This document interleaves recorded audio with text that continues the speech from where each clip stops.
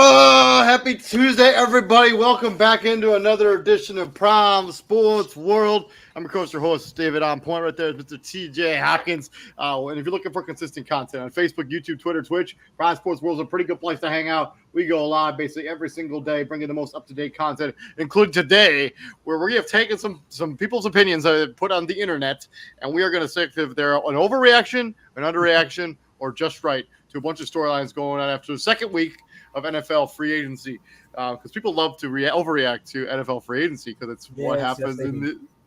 And by the way, TJ, we called that Kevin Durant situation. Like, we're like, hey, he's not going to get traded. Just stop talking about it. It's like, he's not getting traded. Stop talking about it. Like, every day, those pundits talk about like every day. We're not talking about Kevin Durant on this show or any other show, the crossover, until something. Like, we literally just talked about that yesterday.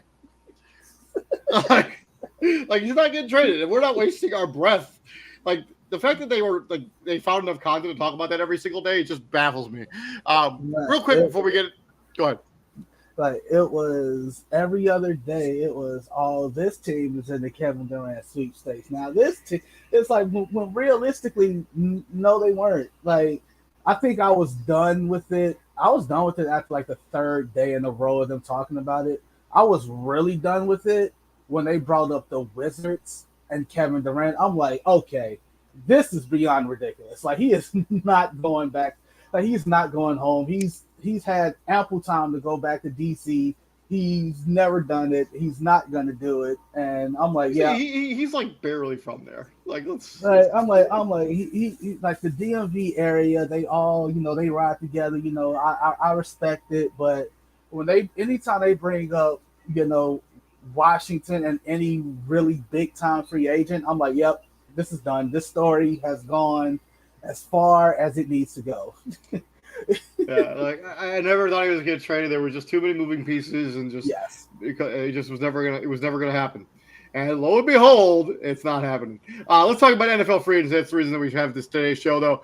We don't want to get too sidetracked. We'll do the crossover on another day. We still will talk about Kevin Durant getting traded because, yeah. Anyways, just takeaways from the second week of free agency or preseason. I'll try to share this podcast real quick. Now you see certain teams, like, their rotations are starting to get more and more set in stone. You saw the starters play. You see some teams play starters a little more often than not. In some cases, like the Bears, they only played their starters like one drive because they played on a shortened week. They played on I forgot when their first preseason game was, and it was on Saturday. And they turned right around and played on a Thursday or something like that. Yeah, they played on Thursday. Yeah. And so the Bears starters only played 1 week. More teams played their starters more often because they have the time to do so. Teams like Atlanta, who played last night, I've seen all I need to see. I think Desmond Ridder should be the starter for the Atlanta Falcons from going forward. Carolina has announced that Baker Mayfield is we're going to talk about Marcus Mariota here in a few minutes. going to be the starter for the Carolina Panthers. Pretty much by this week, teams that are quote unquote in a quarterback battle, you should have it figured out who your quarterback is going to be by at least by this point, right? Yeah, it's true. Yeah, I mean, Baker Mayfield made a lot of sense. My takeaway so far in the preseason, like for the first 2 weeks, man, Patrick Mahomes is still really good. Like, he's been like unconscious in the free agency, like in the first 2 weeks of preseason. Like, he's literally been that freaking good. Yeah, he is. He's been perfect. Like, he's like, oh, I got all my wide receivers left. I don't care. I'll just continue throwing touchdowns. Like, I still got Travis Kelce. Still playing really well. So he still got Travis Kelce. Yes, he does. But yeah, let's get into some reaction to people that have had so far going through the preseason. Then we'll do something, nothing, or everything. Got some news that happened that broke over the weekend, over the last couple hours, today at least. Let's talk about some stuff. First, First, the reaction that I've seen in here. So I collaborate. I get I take a bunch of reactions, and then I put them all into a list, and we decide if they're overreaction, underreaction, or just right. And the first one involves Dontrell Hilliard. If you don't know who Dontrell Hilliard is, he's the backup running to Derrick Henry. There's some people think that he's going to be the lock to be the third down back, and he will eat into Derrick Henry's production this year. Overreaction, underreaction, or just right? Especially after the injury that Derrick Henry suffered last season, I think they're going to want to take a little bit of his workload away from him. Dontrell Hilliard is a rookie, correct? Dontrell Hilliard is in his second season. Second season. Didn't they draft a rookie running back? Yes, they drafted the kid from Michigan, right? Yeah. Hassan Haskins, right? Yes. Overreaction. I think it's I think for one, like I get it, like it's cool, having more running backs on the depth chart, right? I 100% get that. You are clearly like you've been a run first team for the last, I don't know, since Derrick Henry's. It's actually Dontrell Hilliard's fifth season in the league. He's bounced around. He was in Cleveland for 3 years, and then he was in Tennessee last season. I give that first statement. I give it like 2 weeks. I give it 2 weeks. Right, I give it 2 weeks of him being the third down running back. The first couple times they running on third down and he don't get it. All right, all reliable. Go back in there. Go ahead.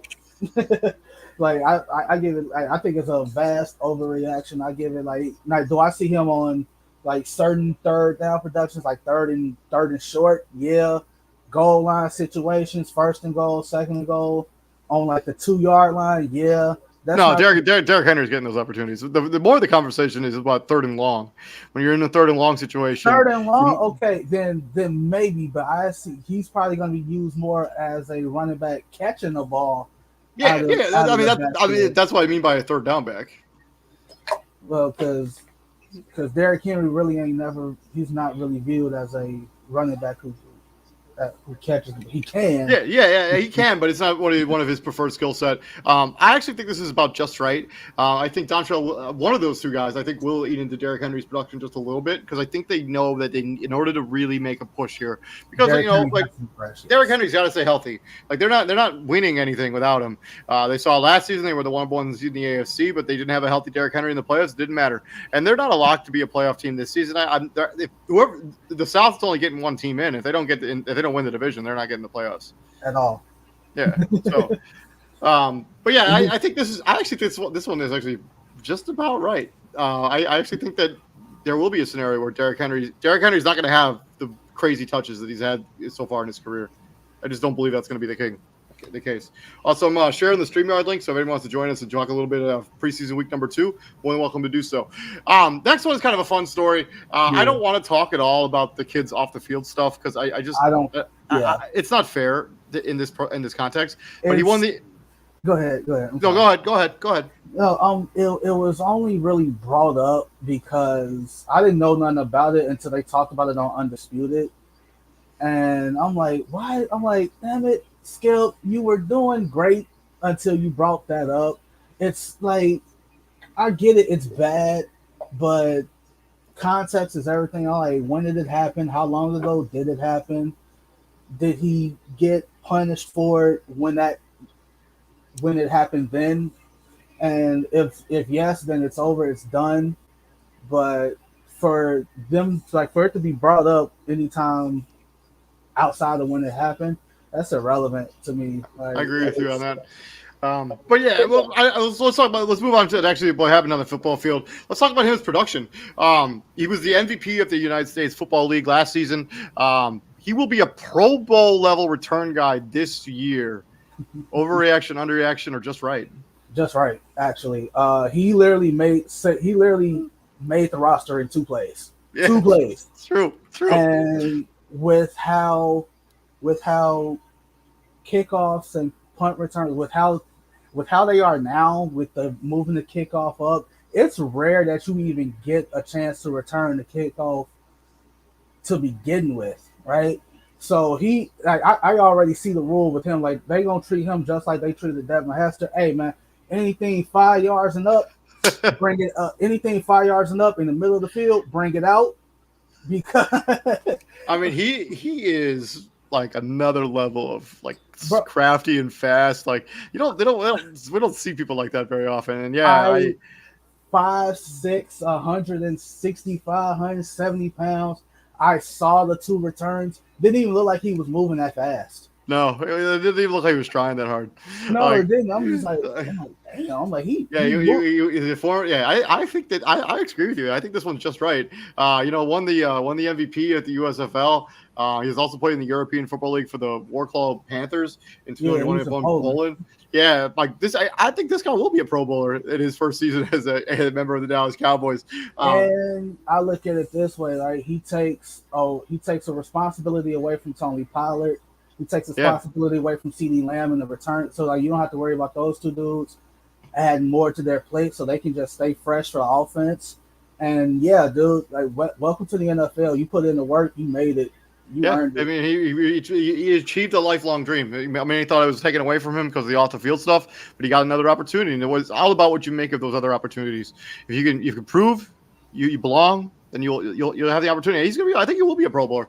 Moving on to the third one, Kellen Mond will not make it in the National Football League. He has been Bad. bad in the Bad. preseason so far. Like he's been bad, like real bad. Kellen Mond won't make it the NFL. Overreaction, underreaction, or just right? It's just right. I still remember the last days of Mike Zimmer when Kirk Cousins was hurt. And a reporter asked him, like, hey, are we finally going to get a chance to see Kellen Mond on the field? And he's like, no. And the reporter asked the follow-up, why not? Because I see him every day.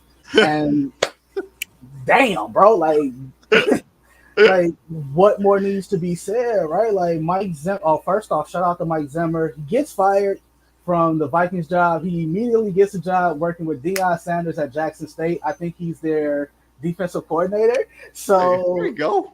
way to fall on your feet, man. But yeah, like when Mike Zimmer said that, you can kind of call that like a nail, like a nail in the coffin. Really. Yeah, I was pretty high on Kellen Mond when he was in college. I actually thought he'd be a pretty good pro.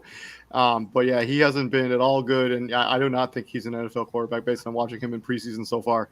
Like he is like Sean Mannion and Kellen Mond have been so bad. The Minnesota Vikings traded for a quarterback this morning or yesterday. Yesterday they got Nick Mullins. They traded for a guy.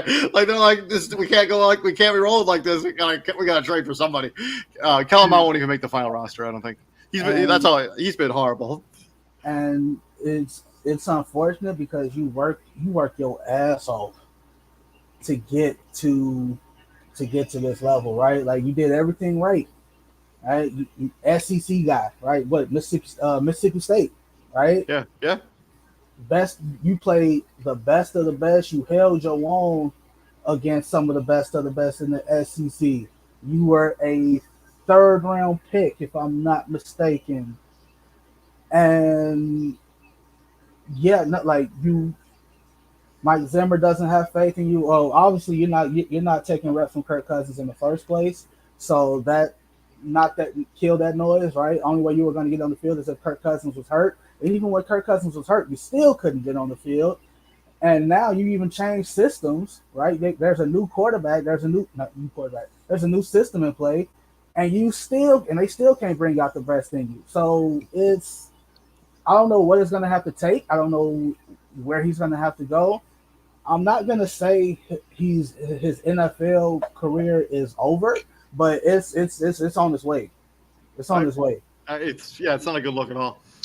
Moving on to the fourth one, Kyler Murray should take over play calling responsibilities for the Arizona Cardinals. This comes after Cliff Kingsbury was calling the plays for the entire game when they were down 24-3 against the Baltimore Ravens.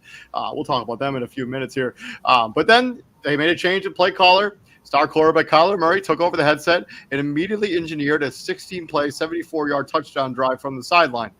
After Arizona picked off a play on the next play, they scored another touchdown with Kyler Murray as the signal caller for that touchdown as well. Should Kyler Murray be allowed to call his own plays because of that engineering of that offensive stretch in 2 games in a preseason game? No. Overreaction, underreaction, or just right? Just no to all of that. First off, two drives, calling touchdowns on two consecutive drives in the preseason does not make you Peyton Manning, right? Um, because it that level of trust in a quarterback coach comes with a certain level of cachet that Kyler Murray has not earned, or even come close to earning. Like if John Harbaugh wants to go to Lamar Jackson and be like, "Hey man, what do you want to do? You got it. All right, whatever you call, I'm gonna have faith in you. I trust it." Look, being how Lamar's an MVP of the league, he's literally been the best player in the NFL. He can say that. Yes, I like that's Yeah, that's and yet that's one of those guys got paid and the other guy didn't. Interesting. so, yeah, something ain't right with that. Yeah. Like if what is it? Byron left with one? Hey Tom, what you want to run, bro? Like get like this next, you get to pick the plays for this next for the whole drive. What you want to run? All right, dot A B C D E F G. That's what I want to do. All right, go ahead, go do it. Tom Brady has earned that cachet.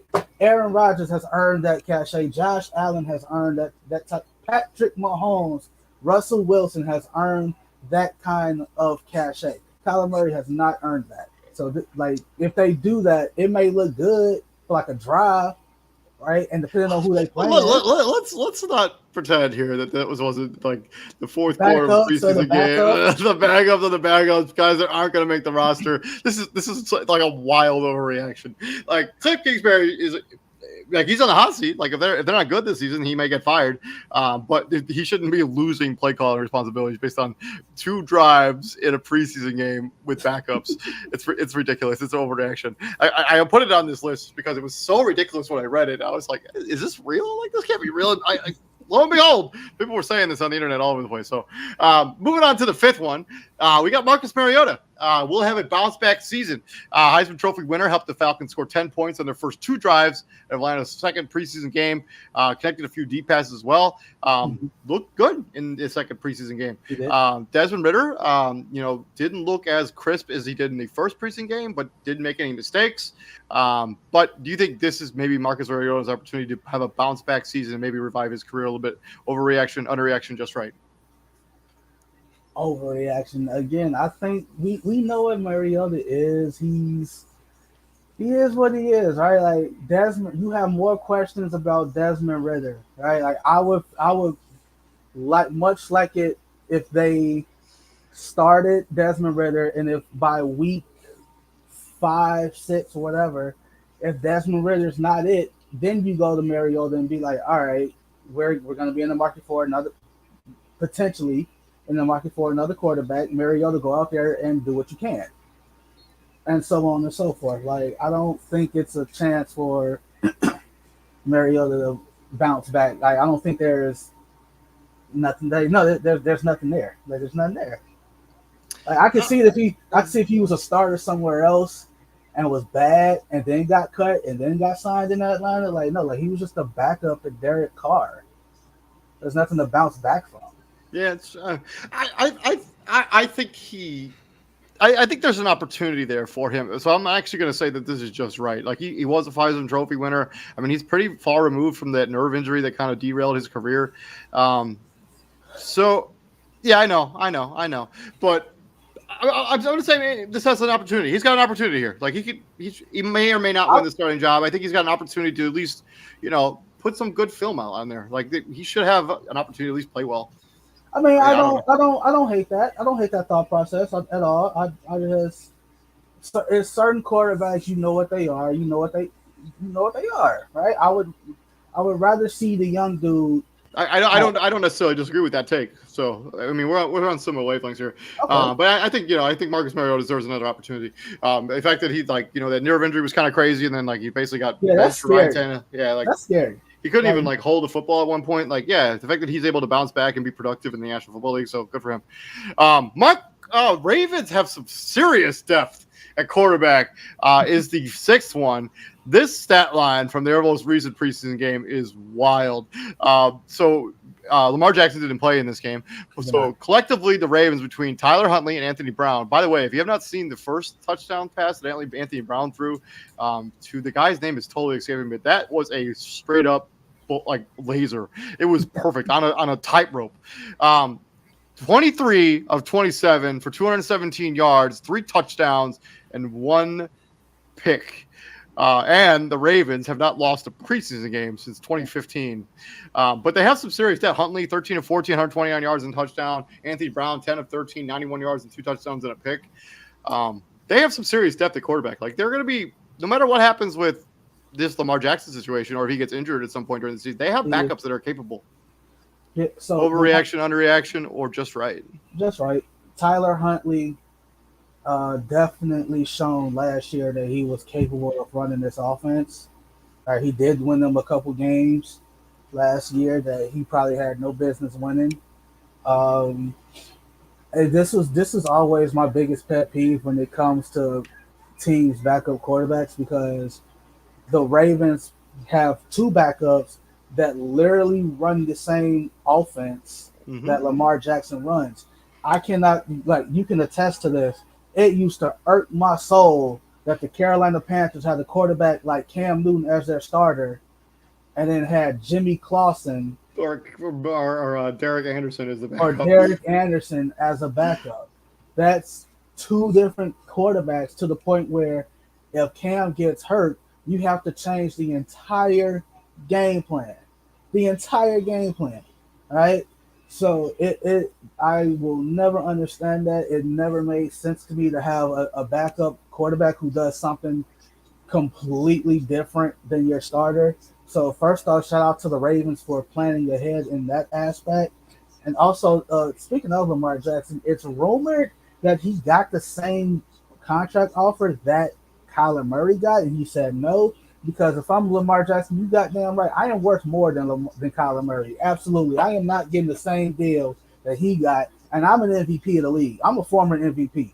Yep. Right? So I actually think this might be a little bit of an underreaction. Like, putting as depth at the quarterback, it might be. I think all 3 of their quarterbacks are really good, and I think there are teams out there that saw what Anthony Brown did on the field on one Saturday or Sunday, whatever day it was. I think it was on Sunday, and it was like, yo, like, that dude is talented, and I think this is an underreaction. I think the Ravens have more than just depth at the quarterback. I think they have Tyler Huntley.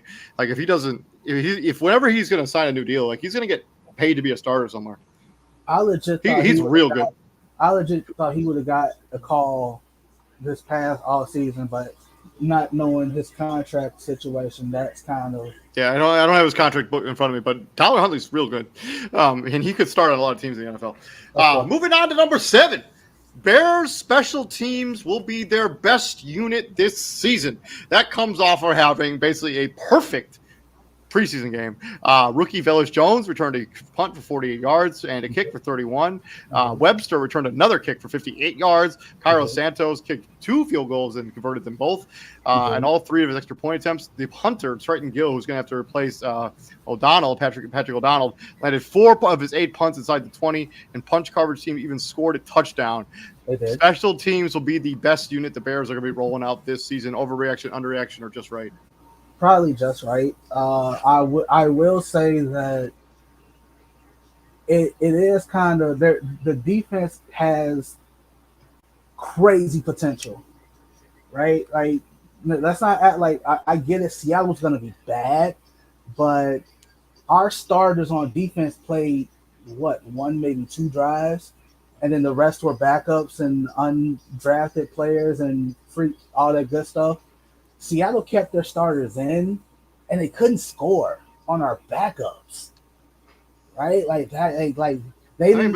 Let's not pretend like Seattle is a treasure trove of talent. But no, no, I'm not saying they are, but like you're a NFL starter going up against another team's backups, and then the backups to the backups, to the point where you didn't score a touchdown until Jacob Eason was in the game. So like your third And, quarterback. and after he looked terrible for a bunch of series, he comes back and finally puts up his points in the end zone.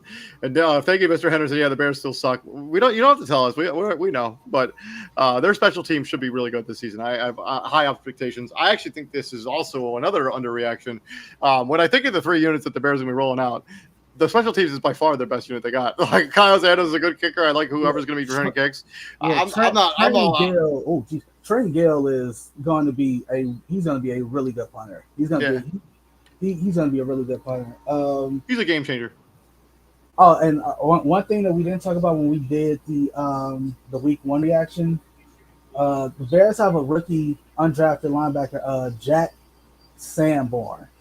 Dude should make the roster. I think he's a linebacker out of Wisconsin. He should make the roster. Like, I am not joking. This is not an overreaction. That dude, like, he can play. He can play. I am so serious. He can play. Moving on to the final two reactions. They're both quarterback related. They're both in the AFC East. The background is actually one of the guys, if you know who it is. Good points for you. First of all, Skylar Thompson will be the starting quarterback for the Miami Dolphins by the time the season is over.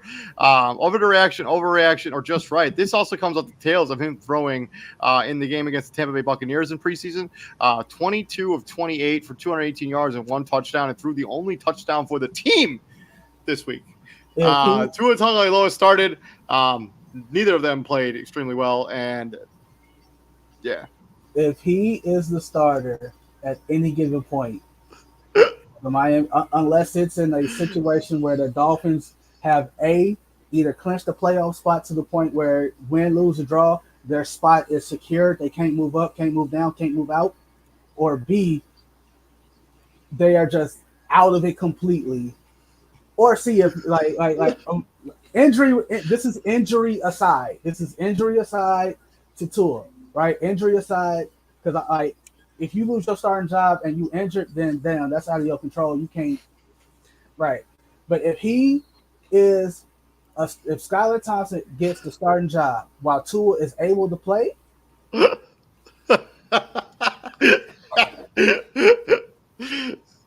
This is for sure an overreaction, though. I do not see a scenario where Skylar Thompson is the starting quarterback of this team. I'm just saying, it's an overreaction. But the fact that it made it to national or at least local headlines. Yeah. The last one. Chris Streveler will be the starting quarterback for the Jets for a majority of the season.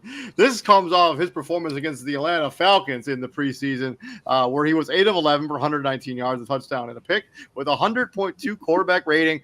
So because I run this podcast, I joined a ton of like NFC East groups and Jets groups, and like, you know, you would not believe how many people were posting in that Jets group last night that Chris Streveler should be the starting quarterback for the team, regardless of Zach Wilson's health or not. Okay, I'm not gonna let Jet fans just disrespect Joe Flacco like that. Like, Joe Flacco was not a Super Bowl MVP on a Super Bowl run where he threw 11 touchdowns and no picks. However many playoff games they had that year, was it 3, 4? I think they had to run the table, right? They started as a wild card team. Either way, he had 3 to 4 playoff games. He didn't throw a pick in either game. I am not going to let y'all disrespect Joe Flacco. Like, yeah, he may be long in the tooth. This may be his last leg, but Robert Saleh, if Zach Wilson can't go, he's going to go to Joe Flacco, and if Joe Flacco can't go, he's going to go to Mike White, and then Chris Streveler is going to get a call. Until then, hey, he is a former CFL champion.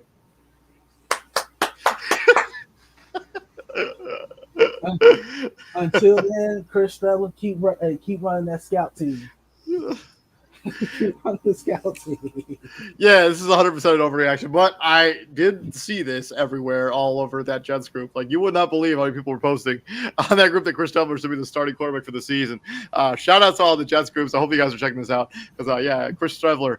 But yeah, this is 100% an overreaction. If Zach Wilson's healthy, you got to find out if he's any good or not because you're gonna if he's not the guy, you're gonna have to draft the guy and find out until you finally get the guy right. Exactly. Chris Trevler's, this is a wild overreaction. The only reason I even put it in here is because of those Jets groups.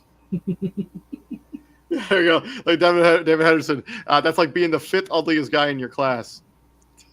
As the Chris Trevler. All right, so quickly, let's quickly. So now, moving on from those overreactions. Also, let us know down in the comment section which of those things do you think are overreaction, underreaction, or just right. So, NFL over conversation, something, nothing, everything. First, we start with Los Angeles and the Chargers. Where is it? J.C. Jackson, ankle surgery, is going to miss 2 to 4 weeks. That was announced just a couple hours ago. Non-invasive procedure. I think it's just to do some, to get rid of some stuff that's in there. Back 2 or 4 weeks. Something, nothing, everything for this particular story of J.C. Jackson needed to go under the knife. Oh, it's something considering you paid this guy top dollar to be your starting corner, to be that lockdown corner that he's been the past 2 years in New England, and the fact that you're not going to have him for how long? 2 to 4 weeks. At least the first. Let's just call it 3 weeks of the season. That's something. Yeah. Right? Yeah, this is 100% something. It's closer. I think it's closer to everything that is something. That is nothing. 2 to 4 weeks. Yeah, it's only gonna take them time to probably get back into game shape. This is something. I would be concerned. This is a Charger team that pushed all their chips to the table. Now you're lost. You lost a guy for 2 to 4 weeks. I know it's only 2 to 4 weeks, but those soft tissue injuries can linger. So we'll see. Something. Washington Commanders move Chase Young to reserve published. That means he's going to have to miss the first 4 games of the season. Eligible returning week number 5. Something, nothing, everything.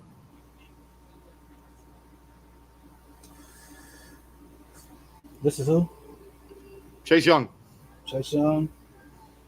Starting the season on the public, so he will be ineligible to play a game until week 5. I think it's nothing. I just think it's extra precaution for him to get that extra little bit of rehab that's probably needed to clean up that recovering from that ACL injury he had last season. So, and we kind of did say that he probably still missed the first. We talked about when we did a season preview. We thought he missed the first 4 weeks of the season. So this is right about on track. This is closer to nothing. That is something. Yeah, it's nothing. It's nothing. I know that people are really high on the Washington Commanders, but I'm not one of those people. I do not think they're going to be good, regardless of how many games Chase Young plays or not. I just don't see it. I don't think their offensive line is all that good. I think their running back room is kind of a mess right now. They seem to be flip flopping on how much they like Antonio Gibson by the day. like for real. I don't really understand what's going on there. So we'll see. Yeah, this is closer to nothing. That is something. 2 more. Gus Edwards will be on the PUP list to at least the first 4 games of the season. Gus Edwards probably was expected to be the backup to J.K. Dobbins, who also is dealing with returning from a major injury, left ACL tear, and who may not be activated for the first week of the season. So I guess we'll see. Mike Davis is going to be quintessentially their starting running back for the first few weeks potentially. Man, it's something definitely because the Ravens ended the season just ravaged by injuries, and it's damn, it's we are literally picking up where we left off. All right, our starting, we already know Mike Daniels is not going to be, he's not the bell cow, right? He's not J.K. Dobbins, he's not Gus Edwards, all right? It's definitely something. To me, it's something. I agree with you. Definitely something. Yeah, I don't, because there was the Ravens team that had dealt with all the injuries last season, and now they're not starting the season in the right way. Right? They're going right back to where they were. Yeah, this is for sure. This is for sure. I'm going to call this something. Final one. Pete Carroll. Pete Carroll, our friend Pete Carroll, says Seattle Seahawks will take all the time we need to decide on their starting quarterback after Geno Smith. Got time. After Geno Smith basically did not look particularly good against the Bears, and Drew Lock was out with COVID. Something, nothing, everything. They're going to take all the time we need, whatever that means in quotes. That's come on, man. Like, tell me you're coaching for your job without telling me you're coaching for your job, right? That's everything. Like, bro, you know the old adage: if you got two quarterbacks, you got none. I'm not even sure they have two quarterbacks. They just have two people that play quarterback. And that's a true, and that's never been a truer statement said on this podcast. You don't have time, dude. You don't have time. All right, the regular season is literally 2 weeks away. Yeah. You don't have time. like these decisions need to be made, and you need to roll with it. Like, they clearly hate them both, so they don't want to pick either one. And they're like, we're not going to sit here like, yeah, this is not a good look. This is bad. This quote tells me that they are like, it just opens up the question every single day until you announce a starter that, hey Pete, do you know who's starting? Do you know who's starting? Do you know who's starting? Not to mention, you're probably going to be asked that question on a week-to-week basis to begin with. It's true. Like, oh my God. Come on, Pete. Yeah, make a decision and roll with it. It should probably be Drew Lock. I think we know what Geno Smith is at this point. I would roll with Drew Lock. But this is for sure. This is for sure something. The fact that Pete Carroll's waffling like this, I think if they really wanted to see Drew Lock play last week, COVID, they kind of threw things off and he wasn't really able to see how talented the guy was, because he does have talent. This is close to something, but yeah, we'll see. You got time for adult talk? You got one? I got one. All right, for sure. Let's do it. I literally just came up with it. Let me pull. I don't have Microsoft Word open right now, so give me a second. Just keep a notepad by you so you can just write it down. I know, but I'd have to write it. It's not easier to type it. Okay, let's go. Right. All right, go topic. You want to explain this to our new viewers? All right, so for those new out there, Goat Talk is we highlight two players who didn't get enough shine when they played, and we do it a lot on the NBA, but we're starting to cross over to the NFL with it. It's never going to be the Brady Manning talks, Brady Rodgers Manning, players of that magnitude. Those are just examples I used.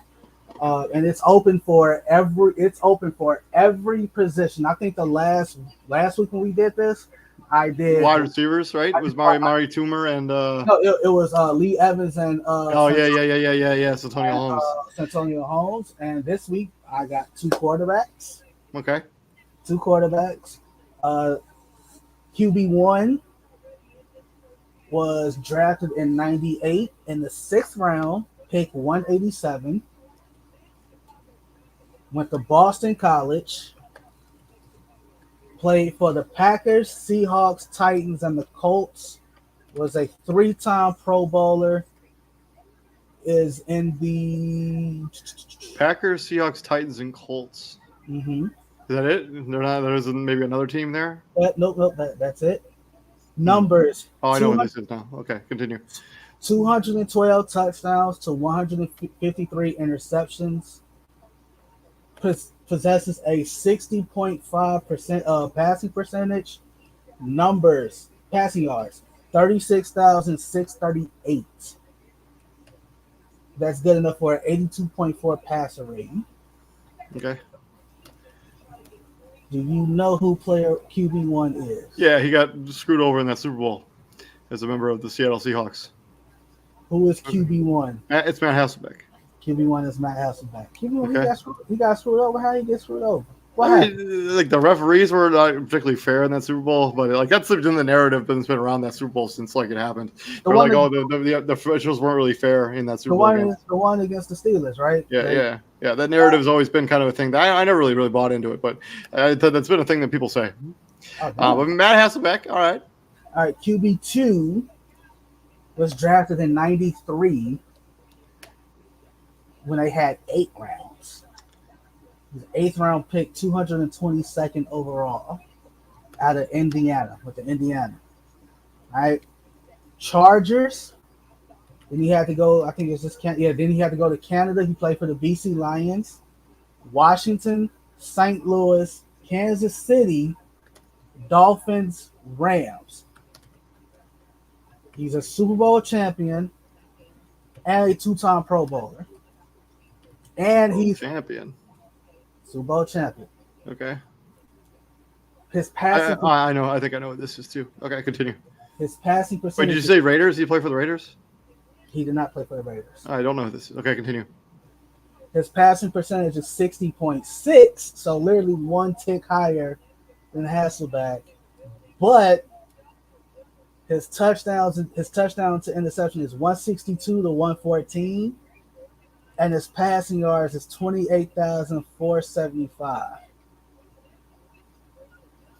Super Bowl champion. So he must have won it with the Rams because they're the only team that won a Super Bowl after '93. So who was on that team? You could say it's not Trent Green because you didn't say the Raiders. It's not Rich Gannon. Or maybe it is Trent Green. It is Trent Green. I was thinking of Rich Gannon. Yeah, it is Trent Green. Trent Green got Super Bowl as the backup quarterback to Kurt Warner. That's why I immediately thought it was Trent Green, but then I got Trent Green and Rich Gannon mixed up there. Because that's why I mentioned the Raiders, because I thought I don't know, whatever. And Trent Green definitely made I think he became more of a household name during those Kansas City years. Yeah. Because I don't think was he. One more thing about Trent Green. He is one of 13 quarterbacks to have a 99-yard touchdown play. Yeah, he's got that throw to Keenan McCall. No, who caught that pass from him for 99 yards? Was it Keenan McCall? No, it couldn't have been Keenan McCardell. Let's see. When did that happen? Trent Green, 99-yard pass. It was to. Hold on, before you say who the pass was to, tell me what team he was on when he did it. He was on the Chiefs. Dwayne Bowe? No, it can't be. No, it was Mark Carrier? No, he played defensive back. Mark Bowrider? I don't know how to pronounce that.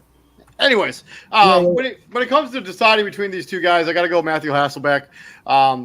Trent Green was always good, but I just feel like Matt Hasselbeck had a better career by far.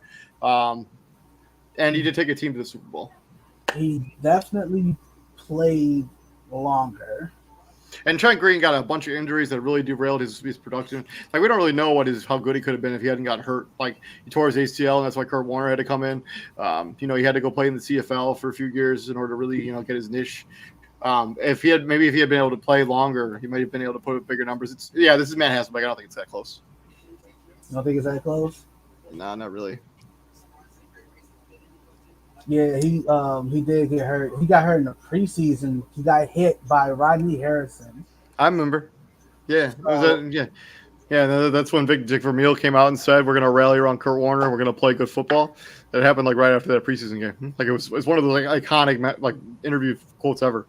And from that point on, he was the backup to Kurt Warner. Yeah, and then he basically played with Elvis Gerbach, and he might have even gotten traded for Elvis Gerbach in Kansas City. But he in Kansas City, you got to keep in mind, he had Tony Gonzalez and he had Priest Holmes. But even in those two dudes, it just still wasn't enough. He just couldn't get over. He just couldn't get over that hump. Matt Hasselbeck is probably more famous for that coin toss in Green Bay than anything else. I don't know about that. That seems a little unfair. No, when you go to overtime and you say, "Give me the ball, we're going to score," and then throw. Give me the ball, we're going to score. And you throw a pick six on the first play. That kind of negates literally everything else. Yeah, it's true. It's true. But yeah, I'm gonna go Hasselbeck. But yeah, Elvis Gerbach. I know David Henderson throwing it back to Elvis Gerbach, man. Yeah, that's a blast from the past for the old people here in the show who still remember Elvis Gerbach, and because he was decent, semi decent. And yeah, we're gonna do some more of this stuff because we're gonna run out of stuff to cover before the season starts. So we're gonna come up with some more stuff. I'm David Huffman right there. This is TJ Hopkins. I don't know what we're doing tomorrow, but I'll come up with something. But I'm David Huffman. There's Mr. TJ Hopkins and TJ. What do we do here at the Prime, my friends?